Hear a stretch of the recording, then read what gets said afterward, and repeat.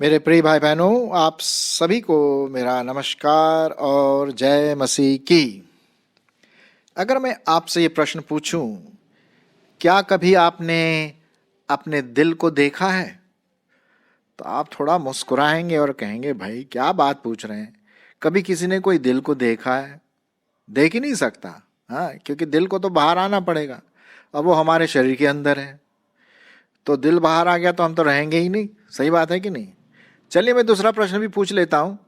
क्या आपने कभी अपने दिमाग को देखा है? फिर वही बात, अरे भाई दिमाग के द्वारा ही तो हम सब चीजें समझते हैं, देखते हैं, उसका अनुवाद करते हैं। अगर दिमाग ही बाहर आ गया तो हम कैसे देख पाएंगे? हाँ, ये भी सही बात है। तो ये जो प्रश्न है बहुत इंपॉर्टेंट, बहुत महत्वपूर्ण है, दिल और दिमाग। जी हाँ, परमेश्वर ने ये दोनों ऑर्गन्स, शरीर के जो दो भाग हैं, हमें दिया है, हमारा दिल और हमारा दिमाग। बिना इन दोनों के हमारा संचालन डेड हो जाएगा, मर जाएगा, हम जीवित नहीं रहेंगे। दिमाग जो है वो हमारे पूरे व्यक्तित्व को, पूरे शरीर को, पूरे शरीर, बॉडी और स्पिरिट जो भी है उसको कंट्रोल में रखता है, निरीक्षण करता है, आज्ञाएं देता है, यहाँ चलो, वो करो, इसको देखो, हाथ उठाओ, ये काम करो। मतलब जो भी निश्चय वाली बात है, डिसीजन वाली बात है, वो दिमाग करता है और उसी दिमाग के अनुसार फिर हमारा बॉडी रिस्पॉन्ड करता है। अब जैसे मैं आपसे बोल रहा हूँ, ऐसे तो मुंह से तो शब्द नहीं निकल रहे हैं भाई, इसके लिए भी दिमाग इस्तेमाल हो रहा है ना? और वो दिमाग सही रूप से सही काम भी करना चाहिए, है ना? उल्टी सीधी बातें भी नहीं बोलना चाहिए, ऐसी चीजें जिसका कुछ मतलब भी हो। तो हम देखते हैं कि दिमाग का अपना कार्य प्रणाली है और हम धन्यवाद देते हैं परमेश्वर के कि दिमाग के द्वारा हम कई चीजें सोचते हैं, कल्पनाएं करते हैं, वचन पढ़ते हैं, सुनाते हैं, दूसरे काम करते हैं, कंप्यूटर का काम करते हैं। मतलब इंटेलिजेंट से भी इंटेलिजेंट काम हम दिमाग के द्वारा करते हैं। अब आइए दिल भी वैसे ही है भाई साहब, दिल में ही तो सब कुछ है? मैं नहीं सोचता हूँ कि आप हंसेंगे ये सुन करके, लेकिन ये बहुत ज़रूरी है। हम में से जब किसी लड़के या लड़की से प्यार करता हूँ, उसे नहीं बोलते मैं पूरे दिमाग से तेरे को प्यार करता हूँ। वो बोलेगा इसका दिमाग ही खराब है। वो क्या बोलता है? पूरे दिल से मैं तुझको प्यार करता हूँ। क्योंकि दिल, इमोशंस, हमारी भावनाएं, हमारा प्रैक्टिकलिटी, प्रायोगिक, वो सब दिल से जुड़ा है। हालांकि दिल और दिमाग एक दूसरे के साथ कम्युनिकेट करते हैं। बिना दिल के दिमाग नहीं और बिना दिमाग के दिल नहीं, दोनों का एक अटूट जोड़ है। तो अब जब हम दिल और दिमाग की बात करते हैं और उनकी कार्य प्रणाली जो है वो बहुत इंटरेस्टिंग है। परमेश्वर ने इन दोनों को बनाया कि हम इसका सही रूप से और बिना किसी बायस के हम इन दोनों का इस्तेमाल करें। अब जहाँ तक मसीहत की बात आती है, विश्वासी होने की बात आती है, इसमें भी दिल और दिमाग बहुत ज़रूरी है। जैसे कि आप इस पिक्चर में देख रहे हैं कि ऊपर दिमाग है, नीचे दिल है, और उन दोनों का मिनल जो एक नीली लकीर से जुड़ा हुआ है, और फिर बीच में से एक लकीर निकली है दाहिनी तरफ, और वो है जो सही रूप से जो मसीही है, एक विश्वासी जो है, ये दोनों के जोड़ से निकलता है। जी हाँ, और इसी को मैं समझाना मांगता हूँ। और हमारा जो टाइटल है, हमारा जो शीर्षक है आज का, वो है पूर्ण रूप से मसीही। पूर्ण रूप से मसीह। अब इसका अर्थ भी आपको समझना, मेरा कहने का मतलब क्या है। क्या ऐसे भी मसीही होते हैं जो अधूरी रूप से हैं, पार्शियल रूप से, आधे हैं, आधे नहीं हैं? एक पाँव जो है एक नाव में, दूसरा पाँव दूसरे नाव में, एक पाँव संसार की ओर, दूसरा पाँव बाइबल में। ऐसे काम नहीं चलता, फिर तो डिस्ट्रक्शन होगा। हाँ, फिर तो जरूर दुर्घटना घटेगी, पक्की बात है। तो हम देखते हैं बाइबल में ये बात सही रूप से लिखा हुआ है, तू ना तो गर्म है ना ठंडा, कुनकुना है, मैं तो तेरे को बाहर फेंकूंगा, है ना? बाइबल परमेश्वर के वचन में कहा गया है, प्रकाशित वाक्य के पुस्तक में। खैर, वो दूसरी बात है। लेकिन हमारा जो अभी जो टॉक है, हमारी जो बातचीत चल रही है, वो दिल और दिमाग का जोड़, और उसके साथ जब ये दोनों एक दूसरे के साथ मेल खाते हैं तब तो बात बनती है। अब जैसे कि एक बड़ा सिंपल फार्मूला है, फार्मूला ये है, आप जानते हैं, इतना डिफिकल्ट नहीं है, कि A इक्वल्स बी, एक का समांतर भी है B, और B इक्वल C, B का जो इक्वल है, बराबरी है, वो C है। तो अगर हम आपसे पूछे A इक्वल C हो सकता है, तो जवाब बिल्कुल बोलेंगे, बिल्कुल ठीक है जी, क्योंकि अगर एक equals B, B equals C, therefore A equals C। तो ठीक उसी प्रकार से यदि हम जोड़ें हमारे दिमाग को और हमारे दिल को, दोनों एक साथ को मिलान खाना है। अगर वो दिमाग कुछ और सोच रहा है, दिल कुछ और प्रैक्टिस में ला रहा है, तब तो कंफ्यूजन होगा ना, फ्यूज हो जाएगा। और परमेश्वर की जो प्रेम है, परमेश्वर का जो प्रकाशन है, वो नहीं आएगा। दोनों का सही रूप से मिलन जब होता है तो तीसरी बात जो निकलती है, सी, जिसे हम कह सकते हैं, वो है एक सही रूप से जो मसीही विश्वासी जो कहलाता है। ठीक है, तो अब थोड़ा सा हम इसको और देख ले ध्यान से कि मेरा कहने का तात्पर्य क्या है। बाइबल में इस प्रकार से लिखा हुआ है, जो मैं आपके लिए पढ़ूंगा, और पाया जाता है कि जब हम विश्वास की बात करते हैं तो हमारे दिमाग में वो समझना है, इन बातों को समझना है। पाप क्या है, पश्चाताप क्या है, उद्धार क्या है, यीशु मसीह का लहू क्या है, क्यों बहाया गया, हम कैसे उद्धार पा सकते हैं, ये सब दिमाग की बात है। ठीक है, परमेश्वर कौन है, उसने किस प्रकार से हमसे प्रेम किया, क्रूस का मतलब क्या है, पुनरुत्थान यीशु मसीह का जी उठना सच में हुआ, ये दिमाग की अपनी सोच विचार है, जिसे हम कहते हैं एनालिटिकल माइंड। जो विचार उसके दिमाग में चलता फिरता रहता है। जैसे कि आप जानते हैं, हम अगर कंप्यूटर में हैं या कहीं जा रहे हैं, बैंक में हैं, तो हमारा दिमाग 24 घंटे चलता रहता है। हाँ, चलता रहता है, कभी ज़्यादा कभी कम, लेकिन चलता रहता है, सोचता रहता है। तो ठीक उसी प्रकार से अगर मैं परमेश्वर का वचन सुनता हूँ कि भाई ये उद्धार है, हमारा जीवन जो है वो पाप से भरा पड़ा है, हमारा पापी स्वभाव, ये हम अच्छी तरह से समझते हैं, लेकिन क्या इसका कनेक्शन दिल से है या नहीं? यदि दिल से नहीं है तो कोई फायदा नहीं इन बातों को समझने के लिए। मैं ऐसे लोगों को जानता हूं जो अपने आप को बताते हैं कि भाई मैं तो जॉन 3:16 भी बोल सकता हूँ, यूहन्ना 14:6 मुझे अच्छी तरह से याद है, भजन संहिता 23 का क्या मतलब है। मतलब इंटेलेक्चुअली, मानसिक रूप से वो बहुत जानते हैं, लेकिन आत्मिक रूप से वो मरे हुए हैं, वो विश्वास नहीं करते हैं। दिल की बात, यहां पर दिल की बात आ रही है, आप मेरी बात समझ रहे हैं? वो विश्वास नहीं करते। हम वो जरूर बहुत सारी थियोलॉजी, बहुत सारी बातें जानते होंगे, बाइबल के बारे में, चर्च के बारे में, परमेश्वर के बारे में, और जो भी और मसीही बातें हैं इंटेलेक्चुअली। अच्छा, लेकिन जरूरी नहीं कि उस पर विश्वास करें। अब उदाहरण के लिए अगर मैं बीमार होता हूं, उदाहरण के रूप में, या आप बीमार होते हैं, तो आप अच्छे से अच्छे डॉक्टर के पास जाएंगे, सही बात है कि नहीं? अच्छे से अच्छे डॉक्टर के पास जाएंगे और डॉक्टर को बताएंगे भाई कि ये है, बुखार है, या मेरी आंखों में दर्द है, जो भी समस्या है। डॉक्टर आपको पूरी रीति से चेक करेगा, आपकी आंखों को, ब्लड प्रेशर देखेगा, आपके जीभ को देखेगा, टेम्परेचर लेगा, और भी जो भी वो करता है। और फिर उसको पता पड़ता है यार कि इसको कोई बीमारी लगी है, जैसे मलेरिया है या और भी दूसरी बीमारी हो गई।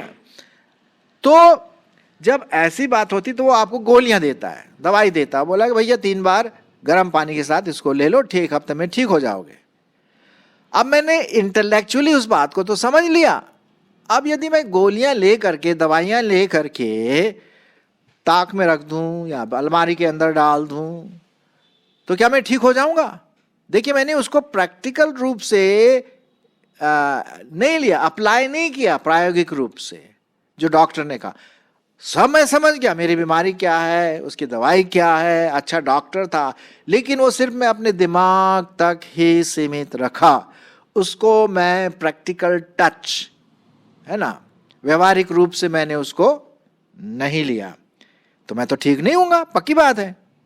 और जब मैं डॉक्टर के पास जाऊँगा, बोलूँगा भाई डॉक्टर साहब आपने तो बड़ा अच्छा एक्सपेंसिव दवाई दिया था और चार्ज भी आपने लिया, लेकिन मेरा तबीयत तो और भी खराब हो गई, तो डॉक्टर आपसे यही पूछेगा भाई दवाई ली? नहीं जी दवाई तो नहीं ली। हाँ तो दवाई नहीं ली तो फायदा क्या उसका? कोई फायदा नहीं। बिल्कुल उसी प्रकार से जब हम यीशु मसीह के बारे में जानते हैं अपने दिमाग से, बहुत अच्छा जानते हैं, अच्छा जवाब भी दे सकते हैं, लेकिन जब उसको अप्लाई करने की बात आती है, उसको व्यवहारिक रूप से अपने जीवन में ढालने की बात आती है, अगर वो नहीं है तो हमारा उद्धार नहीं हुआ, नहीं हुआ। जी हां, इस बात को आप समझ लीजिए, क्योंकि मैं आपके लिए पढ़ूंगा रोमियो की पत्री बाइबल में से और उसका 10 अध्याय, रोमियो की पत्री 10 अध्याय और 10 पद। क्या लिखा हुआ है? उद्धार के लिए क्या लिखा हुआ है? क्योंकि धार्मिकता के लिए मन से विश्वास किया जाता है और उद्धार के लिए मुंह से अंगीकार किया जाता है। तो इसमें हमारा माइंड और हमारा हार्ट, हमारा दिमाग और हमारा दिल, दोनों इसमें सम्मिलित हैं। अगर हम इंटेलेक्चुअली, मानसिक रूप से अपने दिमाग में, बुद्धि से समझते हैं कि यार ये ऐसी बात है, हम सब पापी हैं, हमारे जीवन में पापी स्वभाव है, यीशु मसीह मेरे लिए क्रूस पर मरा, तीसरे दिन मुर्दों में से जी उठा, और अगर मैं विश्वास से उसको ग्रहण करूं तो मेरा उद्धार होगा, मेरे पाप क्षमा होंगे, मेरा नाम जीवन की पुस्तक में लिखा जाएगा, ये मैं समझ चुका हूं। अब उसको मन से, दिल से विश्वास करना है, तब तो बात जमती है। अब आपने वो गोलियों को खाया, आत्मिक रूप से मैं बता रहा हूं आपको, वो गोलियों को लिया प्रैक्टिकल रूप में, व्यवहारिक रूप से, प्रभु मैं तेरे पास आती हूं, तेरे पास आता हूं कि तूने मेरे लिए अपनी जान दी, बलिदान दिया और मुर्दों में से जी उठा, और अब आज तू जीवित परमेश्वर है, मैं अंगीकार करता हूं, करती पश्चाताप करता हूं अपने पापों से, फिरता हूं तेरे पास, वापस आता हूं, तब तो उद्धार होगा, तब तो उद्धार होगा। तो आपने क्या किया? आपने दिमाग से सोचा और पवित्र आत्मा का कार्य आपके दिल में हुआ, और आपने उसका प्रति उत्तर देकर कहा हाँ मैं विश्वास करता हूं, करती हूं। तो मन से अंगीकार किया जाता है, मुंह से बोला जाता है ना। हमारा दिमाग और दिल दोनों एक साथ काम करता है। अब एक जगह बहुत अच्छी बात लिखी हुई है, जब भी हम मसीही गीत गाते हैं या प्रार्थना करते हैं तो बुद्धि और आत्मा दोनों बहुत इंपॉर्टेंट हैं। चलिए मैं आपके लिए पढ़ देता हूं, पहला कुरिन्थियों और उसका 14 अध्याय, पहला कुरिन्थियों उसका 14 अध्याय और 15वां पद। सुनिए क्या लिखा है परमेश्वर के वचन में, जहां पर हमारे दिल और दिमाग का मिलना, जुड़ना, एक होना अत्यंत आवश्यक है। तो क्या करना चाहिए? मैं आपके सामने वचन पढ़ रहा हूं, तो क्या करना चाहिए? मैं आत्मा से भी प्रार्थना करूंगा और बुद्धि से भी प्रार्थना करूंगा, आत्मा से, दिल से, मन से भी प्रार्थना करूंगा और बुद्धि से भी प्रार्थना करूंगा कि मैं प्रार्थना क्या कर रहा हूं, ये भी तो मुझे पता होना चाहिए ना। दिमाग से मैं आत्मा से गाऊंगा और बुद्धि से भी गाऊंगा। कहने का मतलब, कभी कभी जब हम गीत गाते हैं या वचन पढ़ते हैं तो बुद्धि से पढ़ते हैं, बहुत अच्छी बात है, क्या इसका क्या मतलब है ना, इसका मेरे जीवन में क्या संबंध है, ये सब, लेकिन आत्मा में भी समझना है कि प्रभु मेरे से क्या कहता है, क्या कहता है। प्रार्थना में मैं कैसे करूं? आत्मा में भी करूं, मन से भी करूं और बुद्धि से भी करूं। तो दोनों का जोड़ बहुत बहुत जरूरी है एक सच्चे मसीह होने के लिए। आशा है आप मेरी बात को समझ रहे हैं। एक और पद मैं आपके लिए पढ़ना मांगता हूं, पहला पत्रस 3:15। पहला पत्रस उसका 3 अध्याय और 15वां पद। क्या लिखा हुआ है यहां पर? वही बात आती है, बुद्धि की भी और मन की भी, दिल की भी। सुनिए, पर मसीह को प्रभु जानकर, पर मसीह को प्रभु जानकर अपने अपने मन में पवित्र समझो, अपने अपने मन में पवित्र समझो। और जो कोई तुमसे तुम्हारी आशा के विषय में कुछ पूछे तो उसे उत्तर देने के लिए सर्वदा तैयार हो, पर नम्रता और भय के साथ। तो यहां पर बुद्धि का जोड़ और दिल का जोड़ हो गया है। भाई मन में क्या करना है? पवित्र समझो, अपने मन को पवित्र रखना है। जब भी हम किसी को उत्तर देते तो कैसे उत्तर दें? नम्रता और भय के साथ। अच्छा, वो प्रश्न पूछ रहा, भाई क्यों मसीही जीवन सबसे अच्छा जीवन है? क्यों यीशु मसीह ही एक उद्धार करता है? वो आपसे पूछ रहा है, आपके दिमाग से पूछ रहा है। क्या आपको पता है कि आपने क्यों प्रभु यीशु मसीह पर विश्वास किया? आप उसका उत्तर दीजिए अपने दिमाग से। हाँ, आपको पता होना चाहिए। आप ये नहीं कह सकते भाई मेरे पापा ने कहा या मेरे टीचर ने कहा कि विश्वास करो, ये कर लिया। अरे आप खुद जिम्मेदार हैं। क्यों आपने किया प्रभु यीशु मसीह पर विश्वास? क्या कायरता आपके जीवन में आई? वो बुद्धि वाला प्रश्न उसको आप दीजिए उसका उत्तर, ताकि वो भी सोचने के लिए मजबूर हो। अब देखिए ना, एक रात को जब प्रभु यीशु मसीह शायद अपने चेलों के साथ थे, तो एक बड़ा भारी जो था फिलॉसफर और जो धार्मिक नेता था, उसका नाम था निकोदेमस। वो रात को आया यीशु मसीह के पास और कहने लगा, गुरुजी, मास्टर जी, नए जो मुझे अनंत राज्य में प्रवेश करने के लिए मैं क्या करूं? चलिए मैं पढ़ देता हूं आपको, ताकि आप वचन से ही सुन लें। यूहन्ना उसका 3 अध्याय, यूहन्ना 3 अध्याय और 3 पद से, मैं 2 पद से पढ़ लेता हूँ। वो रात को यीशु के पास कहा, हे रब्बी, हम जानते हैं कि तू परमेश्वर की ओर से गुरु होकर आया, क्योंकि इन चिन्हों को जो तू दिखाता है, यदि परमेश्वर उसके साथ ना हो तो नहीं दिखा सकता। यीशु ने उसको उत्तर दिया, मैं तुमसे सच सच कहता हूं कि यदि कोई नए सिरे से न जन्मे तो वो परमेश्वर का राज्य देख नहीं सकता। अब सुनिए, ये आत्मिक बात, दिल वाली बात प्रभु यीशु मसीह उस निकोदेमस से कह रहा है। अब निकोदेमस उसको क्या सोच रहा है? अपनी बुद्धि लगा करके बोल रहा है, अरे भाई जब मनुष्य बूढ़ा हो गया तो कैसे फिर से मां के पेट में जाकर के जन्म ले सकता है? यीशु तो आत्मिक बात बता रहे थे और निकोदेमस जी शारीरिक बातों की तरफ वो सोची कि ऐसे कैसे नया जन्म होगा जब तक मैं मां के गर्भ में पेट में ना जाऊं, है ना। हम देखते हैं यहां पर किस प्रकार से प्रभु यीशु मसीह हमारे जीवनों में आता है और पूर्ण रीति से, चाहे वो दिल हो दिमाग हो, एक हो जाता है। आशा है आप इस बात को समझ रहे हैं, है कि नहीं? और दोनों का बहुत जरूरी है, दिल का जुड़ना और दिमाग का जुड़ना, नहीं तो हम अपूर्ण रहेंगे, हमारा मसीह जीवन अपूर्ण रहेगा। हम किसी को जवाब देने लायक होंगे भी नहीं। भाई आप कैसे मसीह हैं? क्या आपके पास प्रूफ है? भाई आपको बताना पड़ेगा आप कैसे मसीह हैं।